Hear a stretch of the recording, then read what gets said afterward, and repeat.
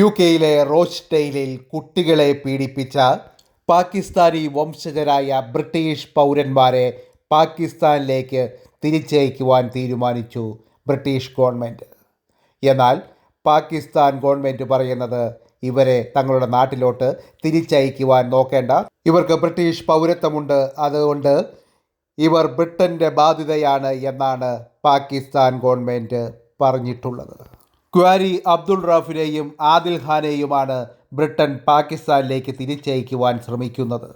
പാകിസ്ഥാൻ ഇവരെ സ്വീകരിക്കാത്തത് ഈ കേസിൽ വലിയ തിരിച്ചടിയാവുകയാണ് UK ഗവൺമെൻറ്റിന്. ഇവരുടെ നേതൃത്വത്തിലുള്ള പാകിസ്ഥാനി ഗ്രൂമിംഗ് ഗ്യാങ്ങുകൾ ഏകദേശം 47ഓളം വെള്ളക്കാരായ പെൺകുട്ടികളെ പീഡിപ്പിച്ചത്. ഇതിൽ 12 വയസ്സുവരെയുള്ള പെൺകുട്ടികളുണ്ട്. ഇവരിൽ പലരെയും ഈ ഗ്യാങ്ങുകൾ മദ്യവും മയക്കുമരുന്നും നൽകിയാണ് പീഡിപ്പിച്ചത്.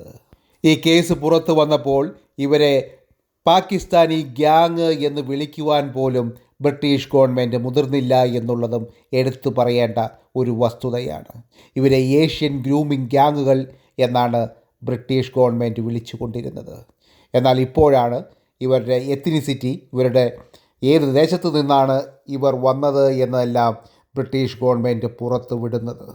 പല ദേശങ്ങളിൽ നിന്നെത്തി ബ്രിട്ടനിൽ തെണ്ടിത്തരം കാണിക്കുന്നവരുടെ എണ്ണം ദിനംപ്രതി കൂടി വരികയാണ്. അതുകൊണ്ട് UK ഇപ്പോൾ തീവ്ര വലതുപക്ഷ പാർട്ടികൾ, കുടിയേറ്റ വിരുദ്ധരായ തീവ്ര വലതുപക്ഷ പാർട്ടികൾ വമ്പൻ മുന്നേറ്റങ്ങളാണ് ഉണ്ടാക്കിക്കൊണ്ടിരിക്കുന്നത്.